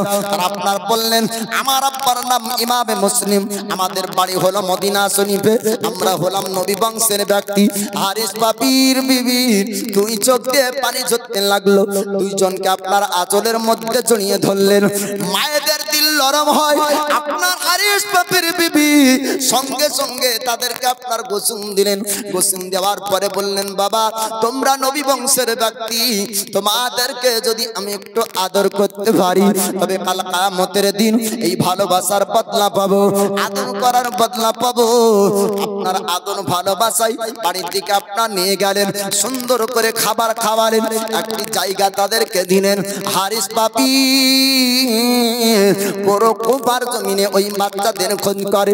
হারিস পাপি বাড়ির মধ্যে প্রবেশ করেছে, বিবিকে ডাক দেয়, বিবি রে শোন শোন শোন, ইবনে জিয়াদ গভর্নর এলান করেছে যে কুফার জমিনে ইমাম মুসলিমের দুই সন্তানকে ধরতে পারবে তাকে এনাম পুরস্কার দেওয়া হবে। আমি পুরো কুফার জমিন দেখলাম, কোন জায়গাতে ওই বাচ্চাকে দেখতে পাইনি। হারিস পাপির বিবি মনে মনে আপনার চিন্তা করে যে যেই বাচ্চাকে আমি হেফাজতে রেখেছি, যেই বাচ্চাকে আদর করলাম, যেই বাচ্চাকে খাবার খাওয়ালাম, আমার পাপি ওই বাচ্চার সন্ধান করে, যদি একবার জেনে নাই তবে বাচ্চাকে তো হয়তো ধরে ফেলবে। এই বাচ্চারা কান্না করে, যদি কান্নার আওয়াজ চলে আসে আমার স্বামী যদি শুনে নাই, আমার স্বামীর কাছ থেকে বাঁচানো যাবে না। হারিস পাপির বিবি আপনার চিন্তা করে, হারিস পাপি খাবার খেলো, জিজ্ঞেস করে, বিবি স্বামী গো একটু আপনি জানিয়ে দেন, আপনি ঘোড়া নিয়ে গিয়েছিলেন, আপনার ঘোড়াটা কোথায়? বলে ঘোড়াটা রাস্তায় মারা গিয়েছে। বিবি এবার স্বামীকে বোঝায়, আপনি খারাপ কাজের নিয়াতে গিয়েছিলেন, ওই বাচ্চাদেরকে ধরবেন না, ওই বাচ্চা না সাধারণ বাচ্চা না, সাধারণ বাচ্চা না, ওরা কোনো নবী বংশের বাচ্চা, নবী বংশের ব্যক্তি। আপনি যদি পাপীদের হাতে তুলে দেন আর পাপীরা যদি তাকে শহীদ করে দেয়, কতল যদি করে দেয়, তবে কিয়ামতের দিন আপনি হিসাব দিতে পারবেন না। স্বামীকে বারণ করে, বিবি আপনার তবু স্বামী বিবির কথা শুনে না। হারিস পাপির কানে হঠাৎ কান্নার আওয়াজ আসলো। হারিস পাপি বলে, বিবি রে একটু আমাকে জানিয়ে দে এই বাচ্চার কান্নার আওয়াজ কোথায় থেকে আসে, আমাদের ঘরে তো কোনো বাচ্চা নাই, তবে কান্নার আওয়াজ কেমন করে পাওয়া যায়? হারিস পাপির বিবি বলল, স্বামী আপনি চিন্তা করবেন না, কোন পাশের কান্নার আওয়াজ আসবে, হয়তো কোনো বাচ্চা কান্না করে, আপনি খাবারটা খেয়ে নেন। হারিস পাপি আপনার হারিস পাপি বলে, না না বিবি আমাকে তুই যতই বলিস না কেন, এই কান্নাটা আসে আমার ঘরের মধ্যে থেকে। আমি বাচ্চাকে একটু দেখবো, ঘরটা পুরো ঘরটা আপনার দেখা হলো, দুই সুন্দর চেহারার অধিকারী নবী বংশের ব্যক্তি ইমাম মুসলিমের সন্তানকে দেখলো। হারিস পাপি বলে, বিবি রে এত বড় মিথ্যা কথা বলিস তুই আমাকে, বাচ্চাকে লুকিয়ে রেখে আমায় কেন মিথ্যা বলিস? স্বামীর পা জড়িয়ে ধরে বিবি বলল, স্বামী গো আপনি গুনার কাজ করবেন না, আপনি পাপের কাজ করবেন না, নবী বংশের ওই দুই বাচ্চাকে আমি বাঁচাতে চাই। এই দুই বাচ্চাকে বাঁচানোর জন্য আমি আমার বাড়িতে লুকিয়ে রেখেছি, আপনি খবরদার এই বাচ্চা দুটোকে নিয়ে যাবেন না। যদি এই বাচ্চা দুটোকে নিয়ে যান তাহলে ওই ইবনে জিয়াদ রাখবে না, তার সেনাবাহিনীদেরকে দিয়ে এই দুটো বাচ্চাকে কতল করে দিবে, মেরে দিবে। হারিস পাপি পুরস্কার নেওয়ার জন্য, ইনাম নেওয়ার জন্য কারো কথা না শুনে এই দুই বাচ্চাকে ধরে নিয়ে চলে গেল ইবনে জিয়াদের কাছে। দুই বাচ্চাকে আপনার ইবনে জিয়াদ শহীদ করে দিল। তারা আপনার শহীদ হয়ে যায় আপনার কুফার সরজমিনে। এইদিকে সৈয়দনা ইমামে হোসাইন তিনি আপনার কুফার জমিনে আসলেন। কুফাবাসীদেরকে ডাক দেয়, ও কুফাবাসীরা, ও কুফাবাসীরা, যারা আমার কাছে গিয়েছিলে আজ তোমরা কোথায়? যারা আমাকে চিঠি লিখেছিলে আজ তোমরা কোথায়? তোমাদের ডাকে আমি হোসাইন মদিনা থেকে এসেছি, আসো, কে আমার বায়াত স্বীকার করবে, কে আমার বায়াত নিবে, আসো। পুরো কুফাতে ইমামে হোসাইন চিৎকার করে ডেকেছিলেন, কিন্তু কুফাবাসীরা কেউ ইমামে হোসাইনের সঙ্গে সাথ দেয়নি। আল্লাহ নবীর নওয়াসা ইমামে হোসেন ডাক দিলেন, ও কুফাবাসীরা, তোমরা একটু আসো। কে আমাকে চিঠি লিখেছিলে, আমার কাছে গিয়েছিলে আমার বায়াত স্বীকার করবে বলে আমি তোমাদের কাছে এসেছি, আসো আমার বায়াত তোমরা স্বীকার করো। কুফাবাসীরা কেউ ইমামে হোসেনের কাছে আপনার আসেনি। ইমাম হোসেন খবর পেলেন ইমাম মুসলিমকে শহীদ করা হয়েছে, ইবনে জিয়াদ গভর্নর ইবনে জিয়াদ আপনার শহীদ করেছে। ইমাম হোসেন বললেন, কোথায় ইবনে জিয়াদকে পাওয়া যাবে? আমি তার সঙ্গে গুপ্তাগু করব, আমি তার সঙ্গে আলোচনা করব, আমি তার সঙ্গে কথা বলবো। কেন বা ইমাম মুসলিমকে শহীদ করলো? ইবনে জিয়াদের সঙ্গে কথাবার্তা বলে ইমামে হোসেন আপনার সঙ্গের মানুষদেরকে বললেন, তোমরা কেউ বাড়ির মধ্যে ঢুকবে না, আমি একা বাড়ির মধ্যে প্রবেশ করব, আমার সঙ্গে কথা হবে। যদি ভিতরের আওয়াজ চিৎকার পাওয়া যায় তবে আমার সঙ্গে আসবে, নচেৎ কেউ বাড়ির মধ্যে প্রবেশ করবে না। ইমামে হোসেন আপনার কথাবার্তা বলেন। ইবনে জিয়াদকে জিজ্ঞেস করেন, ইবনে জিয়াদ রে, আমি তো তোর সঙ্গে কোনো খারাপ করিনি, আমি তো তোর সঙ্গে দুশমনি করিনি, তবে বল বল কেন আমার ইমাম মুসলিমকে শহীদ করেছিস, কেন বা তারা জীবন নিয়েছিস? ইবনে জিয়াদ বলল, একজন খলিফাকে খলিফা না মানলে, একজন আমিরকে আমির না মানলে শাস্তি তাকে পেতে হবে, এর জন্য তাকে শাস্তি দেওয়া হয়েছে। আপনি যদি আপনার ইবনে ইয়াজিদের খলিফা আপনি স্বীকার না করেন, ইয়াজিদের বাত স্বীকার না করেন, আপনার সঙ্গেও দুশমনি হবে। ইমাম হোসেন বললেন, ওরে ইবনে জিয়াদ, আমি তার বাত কেমন করে স্বীকার করব? যে ব্যক্তি আপনার প্রকাশ্যে গুনার কাজ করে, আমি একজন ফাসিককে কখনো কখনো হক বলে মানব না, একজন বাতিনকে হক বলে মানতে পারবো না। ইবনে জিয়াদ বলল, হোসাইন, আপনি যদি স্বীকার না করেন তবে আপনার সঙ্গে দুশমনি হবে। ইমাম হোসেন বললেন, যদিও বা দুশমনি করিস তবে দুশমনি করতে পারিস, কিন্তু আমি কখনো ইয়াজিদকে হক বলে মানতে পারবো না। জোরে জোরে বলুন সুবহানাল্লাহ। ইমামে হোসেন আপনার তাবুতে আহলে বায়াতে রাসূলদেরকে রাখলেন। আপনার ইবনে জিয়াদ এলান করলো, ও আমার সেনাবাহিনীরা, তোমরা শোনো, মদিনা থেকে যতজন ব্যক্তি এসেছে এই সমস্ত ব্যক্তিদেরকে তারা আলাদা আলাদা করে তাদেরকে কষ্ট দিতে হবে, তাদেরকে আঘাত করতে হবে, তাদেরকে কষ্ট দিতে হবে, নচেৎ তারা ইয়াজিদের বাত স্বীকার করবে না। যত রকমের তাদের কষ্ট দেওয়ার ছিল সব রকমের কষ্ট দিল, কিন্তু না না, আমার দয়ার মুস্তাফার নাতি নবীজির নওয়াসা তিনি আপনার বাতিনকে হক বলে মানেননি, ইয়াজিদের বায়াত আপনার স্বীকার করলেন না। সৈয়দনা ইমামে হোসাইন তাঁবুর মধ্যে আছেন, পানির পিপাসা সবার লেগেছে। ইমাম কাসিম বলেন, চাচা গো, পানি পান করতে হবে। আলী আকবর বলে, পানি পান করতে হবে। আপনার আউন মোহাম্মদ বলে, মামা পানি পান করতে হবে। সবার পিপাসা লেগেছে, পানি আপনার পান করতে যাবে। ফরাতের নদী তার পূর্বেই ঘেরাও করা হয়েছিল। ইবনে জিয়াদ এক নয় দুই নয় বাবা, আপনার 500 জন ব্যক্তিকে আপনার রেখেছিল। 500 জন সেনাবাহিনীকে বলল, ফরাতের নদী নদী ঘেরাও করে নাও, ঘেরাও করে নাও। যদি এক পিয়ালা পানি যদি পান করে নেয় তারা, তাদের সঙ্গে যুদ্ধ করা যাবে না। সংখ্যায় যদিও 22,000 হয়, তাদেরকে পারবা না। 22 লক্ষ ব্যক্তির সঙ্গে তারা মোকাবেলা করবে, কেননা তাদের শরীরের মধ্যে ওই রক্ত আছে যে আলিয়ে শের খোদা মুশকিল কোসা হায়দারে কাররার, আর বাজুতে আমার আল্লাহ পাক আল্লাহ তাআলা তো শক্তি দিয়েছিলেন। এটা তারাও আপনার জানতো, তারাও জানতো, কেননা অন্য ধর্মের ব্যক্তি তারা ছিল না। ইমামে আপনার হোসাইন সম্পর্কে তাদের জানা ছিল, হযরত আলী সম্পর্কে তাদের আপনার জানা ছিল। আপনার বলেছিল যদি তারা এক পেয়ালা পানি পান করে নেয়, যুদ্ধের ময়দানে কাউকে রাখবে না। তার জন্য ফোরাতের নদী এক নয়, দুই নয় বাবা, 3 দিনের আপনার বেশি আপনার বন্ধ করেছিল। 3 দিন পর্যন্ত পানি দেয়নি। 3 দিনের পিপাসী ব্যক্তিদের যুদ্ধের কথা আপনাদেরকে বলবো। আমার আল্লাহ পাক আল্লাহ তাআলা মুমিনদের বাজুতে, মুমিনদের কালবে সাহস ও শক্তি আল্লাহ কত দেয়। আলীর বাজিতে কত শক্তি দিয়েছিলেন আল্লাহ। যুদ্ধের ময়দানে ঢাল পড়ে যায় তো একটি লোহার দরওয়াজাকে ঢাল হিসাবে ব্যবহার করেন। লোহার দরওয়াজা ওজন কত ছিল? বলে 40 মণ ওজন ছিল। জোরে বলুন সুবহানাল্লাহ।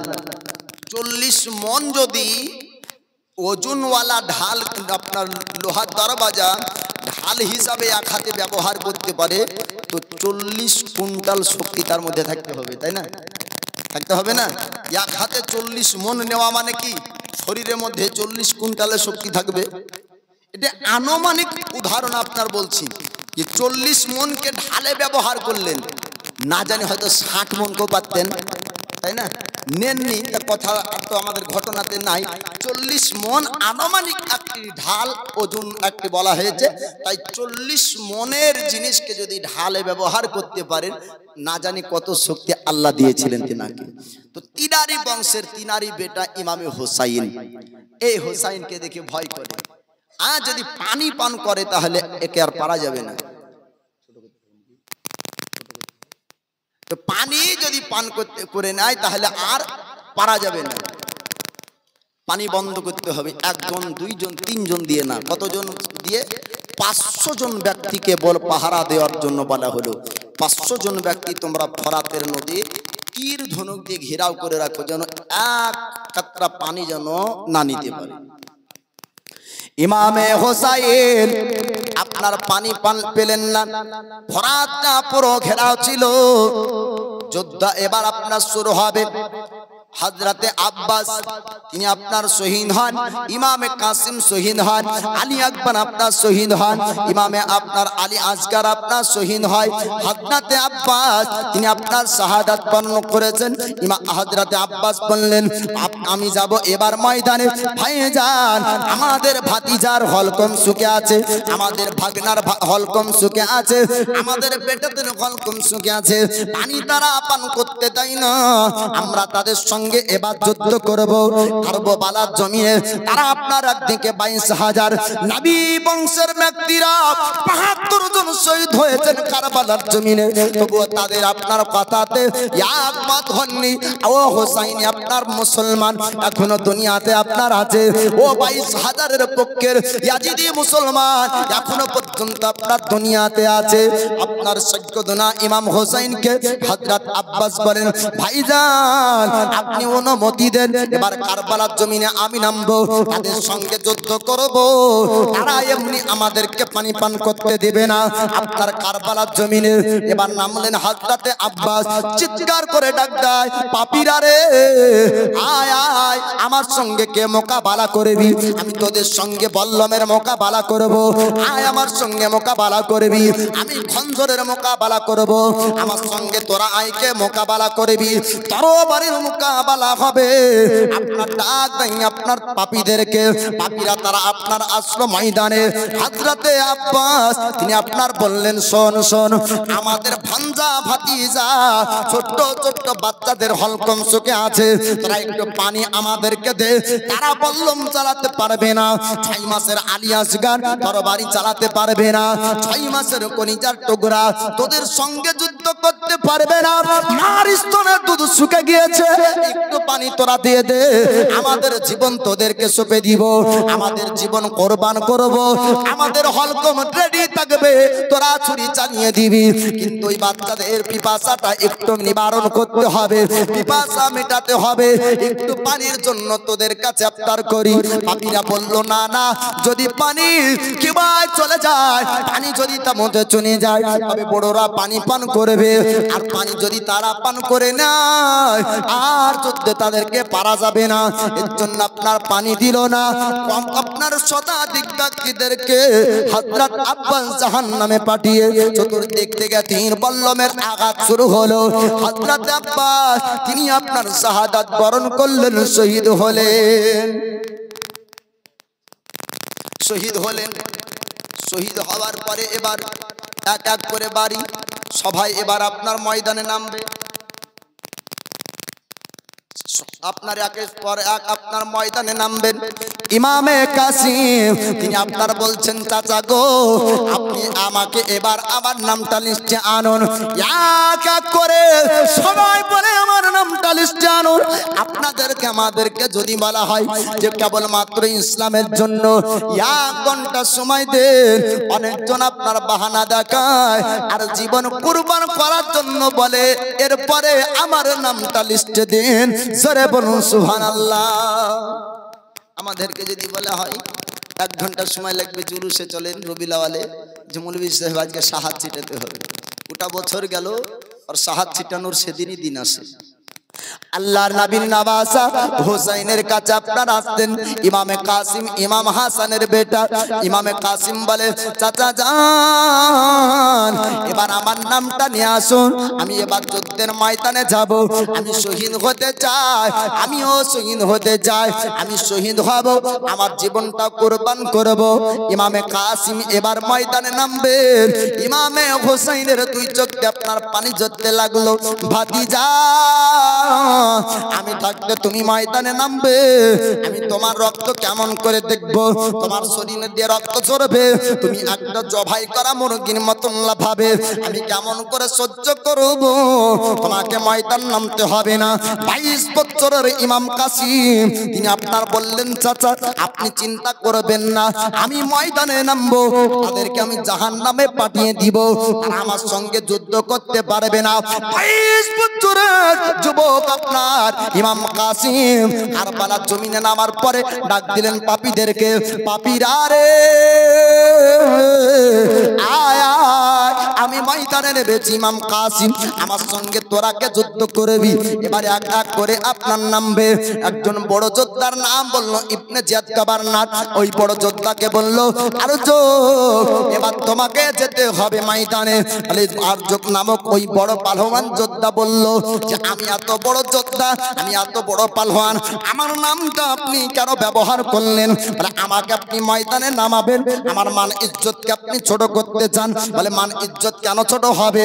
বলে আমি যুগের সব থেকে বড় একজন যোদ্ধা, 22 বছরের বাচ্চার সঙ্গে আমার লড়াই করাবেন, 22 বছরের ব্যক্তির সঙ্গে আমার যুদ্ধ করাবেন, তাই আমার মান ইজ্জতটা ছোট হয়ে যাবে, আমার সম্মানটা কমে যাবে, আমাকে সবাই বলবে এত বড় যোদ্ধা পালোয়ান 22 বছরের ব্যক্তির সঙ্গে যুদ্ধ করে। বড় যোদ্ধা যখন নামবে হুসাইনের সঙ্গে আমাকে আপনি নামাবেন, কিন্তু 22 বছরের কাসেমের সঙ্গে আমি যুদ্ধ করব না, 22 বছরের কাসেমের সঙ্গে যুদ্ধ করার জন্য আমার 4 বেটা পাহলওয়ানকে আমি রেখেছি।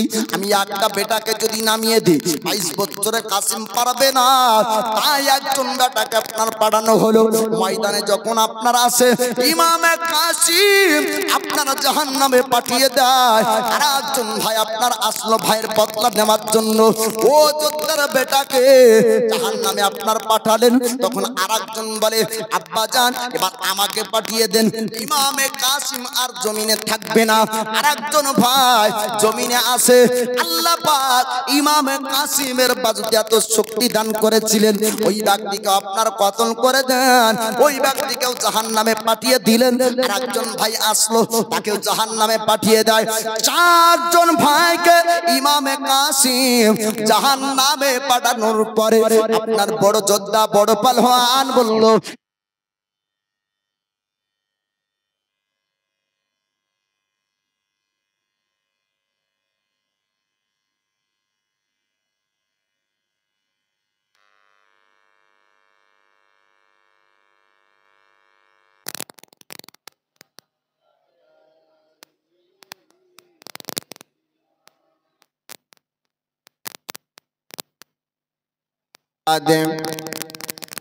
सल्ली अला मुहम्मदीन।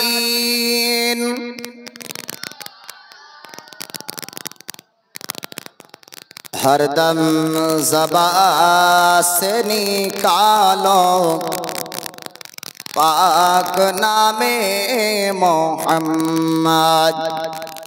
हरदम ज़बान से निकालो शफीआना मोहम्मद सल्लल्लाहु ताला अलैहि वसल्लम। तो इमामे कासिम पानीर पिपासाई শহীদ হলেন কারবালার জমিনে। চাচা ইমামে হুসাইনের কাছ থেকে বিদায় নিয়ে গেলেন, পানি পেলেন না। কারবালা জমিনে গেলেন, আবার অনেকজনকে জাহান্নামে পাঠিয়ে দিয়ে চতুর্দিক থেকে তীর বল্লমের আঘাত শুরু হলো। ইমামে কাসিম শহীদ হলেন। এরপরে আলী আকবর তিনি আপনার শহীদ হবেন। আউনো মোহাম্মদ তিনিও আপনার শহীদ হবেন। আউনো মোহাম্মদ শহীদ হওয়ার পরে আস্তে আস্তে আস্তে আস্তে শেষ বেলায় পারি হলো ইমামে হুসাইনের। ইমামে হুসাইন কারবালাতে যাওয়ার পূর্বে জয়নাল আবেদিন ইমামে হুসাইনের ছেলে 18 বছর বয়সের যুবক, তিনিও বলছেন যে আব্বা সবাই তো গেল, আমার নামটা পাঠান, এবার আমি যাব। ইমামে হুসাইন বলছেন না, তবে কিয়ামতের সকাল পর্যন্ত আমার নানার বংশ থাকবে। জোরে বলুন সুবহানাল্লাহ।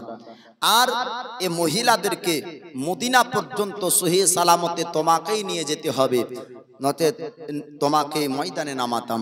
তুমি ময়দানে যেতে পাবে না, তোমার নাম লিস্টে নাই। আর যতক্ষণ তারা হুসাইনের রক্ত না পাবে অতক্ষণ পর্যন্ত কারবালার যুদ্ধ বন্ধ হবে না। আলী আপনার ইমামে কাসিমের পরে হযরতে আলী আকবর তিনি শহীদ হবেন। আলী আকবর যুদ্ধ করতে করতে করতে আপনার ওই পাপীদেরকে মারতে মারতে ফোরাতের নদী পর্যন্ত পৌঁছালেন। আপনার চলে পানি উঠালেন, পানি পান করতে যাবেন, পিপাসা থাকা ও ইমামে কাসিমের নাম স্মরণ হলো। জোরে বলুন সুবহানাল্লাহ। আরো যারা শহীদ হলেন কেউ পানি পায়নি, এ পানি আমিও পান করব না, পানি রেখে দিলেন। এমনকি 6 মাসের আলী আসগারকে নিয়ে আপনার ফোরাতের নদীর কোলে যাবেন, তবুও পানি পাবেন না। 6 মাসের আলী আসগারে হলকমে তীর লাগবে। এই মাদ্রাসাতে এসেছেন আপনারা সৈয়দনা ইমামে হুসাইনের শহীদের কথা শোনার জন্য। এই মাদ্রাসাকে আপনারা ভালোবাসেন। আমি চাই আপনারা যতদিন বাঁচবেন মাদ্রাসার লক্ষ্য রাখুন। এই মাহফিলে এই জায়গাতে যারা বসে আছে, এই ছোট্ট ছোট্ট মাদ্রাসার তালবে ইলম, এরা হলো রাসূলুল্লাহর মেহমান। জোরে বলুন সুবহানাল্লাহ। দুনিয়ার বুকে আল্লাহর নিকটে সবথেকে যদি কারো দোয়া প্রিয় হয় সেটি হলো মাদ্রাসার তালবে ইলমের দোয়া। এটা হলো মেহমানের রাসূল। যতদিন পর্যন্ত এরা আলিম তৈরি না হবে অতদিন পর্যন্ত এদের জীবনের গুনাহে সাগীরা আল্লাহ মাফ করে দেয়। একটু জোরে বলবেন না সুবহানাল্লাহ। এদের জীবনের গুনাহে সাগীরা হয় না। গুনহায় সাগিরাগুলা, যেমন আপনি আমি উঠতে বসতে ঠাট্টা মজা কথা বলি, গালি দিই, এই যে গুনহাগুলো আমাদের একটাও মাইনাস হবে না, সব প্লাস হয়ে থাকবে, লেখা থাকবে, কেরামেন কাতিমিন রাখা আছে। কিন্তু এদের জীবনে গুনহায় সাগিরাগুলা মাফ হয়ে যায়। এদের একটি মাদ্রাসাতে বক্তব্য শেখার জন্য, খুতবা শেখার জন্য, নামাজ শুদ্ধভাবে পড়া শেখার জন্য অনেক কিতাব কেনার প্রয়োজন থাকে। এদের একটি আঞ্জমান আছে, এই আঞ্জমানের পক্ষ থেকে এই মাহফিলটা সাজিয়েছেন। একজন ব্যক্তিকে বলবো মাদ্রাসার তালেবে ইলমের জন্য আঞ্জমানে মাত্র 500 টাকা দিবেন। কেউ আছেন? ইমামে হুসাইন পাক পাঞ্জাতুনকে ভালোবাসা ব্যক্তি, নবীর আশিক, নবীর প্রেমিক কোন ব্যক্তি আছেন? নবীর মেহমানদের জন্য, যে নবীর মেহমানকে ভালোবাসলো ও রাসূলে পাককে ভালোবাসলো, একজন ব্যক্তি আছেন? মাত্র 500 টাকা দেবো আঞ্জমানে। সুবহানাল্লাহ। 200 টাকা দেওয়ার মতন কেউ আছেন? 500 টাকা। আপনি নামটা কি? আলাউদ্দিন। সুবহানাল্লাহ। নারায়ে তাকবীর, নারায়ে তাকবীর। চকিতে থাকা চাচারা বলছে যদি আল্লাহ আকবার মৌলবি শুনে নেয় কোন রকম, তাহলে তো মৌলবি ভাববে যে আমরা ভালোই শুনতে পাই, তার মানে আমাদেরকে দিতে হবে, তার লেগে তাকবীরটাও দেয় না। একবার আল্লাহ আকবার বললে আপনার 80টি নেকি পাওয়া যায়। একবার জোরের তাকবীরটা লাগান তো, নারায়ে তাকবীর। সুবহানাল্লাহ। 500 টাকার দাতা আলাউদ্দিন বলেন জিন্দাবাদ। সুবহানাল্লাহ। আরেকজন 200 টাকা। সুবহানাল্লাহ। এইরকম 100 টাকা করে 10 জন আনেন না? 10 জন সাহাবীকে নবী জান্নাতি হবার গ্যারান্টি দিয়েছে। ও হাসরের দিনে, কিয়ামতের দিন ও জান্নাতি সাহাবীদের সঙ্গে যেন আপনাদের হাসর হয়। ও মা বোনেরা, আপনার ছেলেকে আলিম করতে পারেননি, হাফেজ করতে পারেননি, আপনি আলিমা হতে পারেননি, আপনি আলিমদেরকে ভালোবাসুন, তলবে ইলমকে ভালোবাসুন। আপনার ছেলের নজরে একটা ছেলে আপনি হয়তো ভালোবেসে তার হাতে যদি 100 টাকা দেন, কাল কিয়ামতের দিন ওটি ধরা থাকবে। আর এই আঞ্জমানে আপনার এই টাকা থেকে কিতাব কিনা হবে, আর ওই কিতাব দেখে আপনার বক্তব্য শিখবে, ও কিতাব পড়ে আপনার ওয়াজ শিখবে। আর যত জায়গাতে তারা বক্তব্য দিবে, যত জায়গাতে ইমামতি করবে আলিম হয়ে, আপনি ততদিন পর্যন্ত নেকি পাবেন, সওয়াব পাবেন। নামাজ যতদিন পড়বেন ততদিন কার নেকি। আমার থেকে বড় বড় অনেক জ্ঞানী ব্যক্তি হুজুররা আছেন, জিজ্ঞেস করবেন যে নামাজ যতদিন পড়তে পারবেন ততদিনের নেকি। মরে গেলে তার জন্য নামাজ মাফ, মরে গেলে নামাজের নেকি পাওয়া যায় না। রোজা আপনি রাখবেন, জড়া রাখবেন, তড়ার নেকি। 3টি আমল এমন আছে রাসূল পাক বলেন মরার পরে ওই নেকি কবরে যাবে। এক, যদি ও ব্যক্তি সাদাকায়ে জারিয়া করে যায়, যতদিন ওটা থাকবে অতদিনকার নেকি পাবেন। আপনার টাকাতে বই কিনা হবে, এই কিতাব যতদিন থাকবে নেকি পাবে। সুবহানাল্লাহ। হাজী আমিনুদ্দিন 100 টাকা। নারায়ে তাকবীর, নারায়ে রিসালাত। আর কেউ আছেন মাত্র 200 টাকা দেওয়ার মতন? এ চাচারা কেউ নান? সুবহানাল্লাহ। তাকবীর, এই তাকবীরের কথাটা আপনাদেরকে বলি। নবী পাককে সাহাবী রাসূল বললেন, হুজুর আমরা সংখ্যায় অল্প, এরা সংখ্যায় বেশি, আমাদের হাতে বল্লম নাই, তাদের হাতে বল্লম, আমরা কি নিয়ে যুদ্ধ করব? তো নবী বললেন যে তোমরা তাকবীর লাগাবার খেজুরের ডাল ভাঙো। সুবহানাল্লাহ। সিমাজ 100 টাকার দাতা, সত্তারু গাফার নামে তুমি সব চেয়ে দাতা, মাফ করে দিও আল্লাহ।